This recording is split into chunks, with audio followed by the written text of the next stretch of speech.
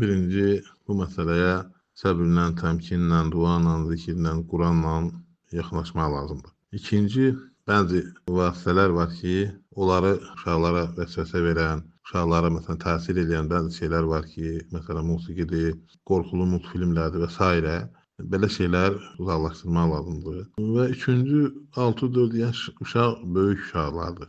Görsənən odur ki, burada onların bu məsələyə alışması və yaxud tərbiyəsimi və yaxud da ki, ünsiyyətmi düzgün qurulmur. Nəsə problem burada var. Və onu axtarıb tapmaq lazımdır əsas ki, orada nəsə uşaqlar özləri həvəslənsinlər. Bu vasitəni tapmaq lazımdır. Və bir də ki, sonda odur ki, namazı qılanda ağlayırlarsa, amma namazı vaxtında qılmaq lazımdır. Vaxtını ötürmək olmaz. Yəni heç cür çıxılmaz vəziyyət qalarsa, inşallah müəyyən bir vaxta qədər davam elə ki, o namazın vaxtı çıxmasın, namazın qazaya qalmasın, namazı qılmalısan. Amma mütləq şəkildə bunları elə, inşallah onlar düzələcək. Bir vaxt keçəndən sonra düzələcək inşallah.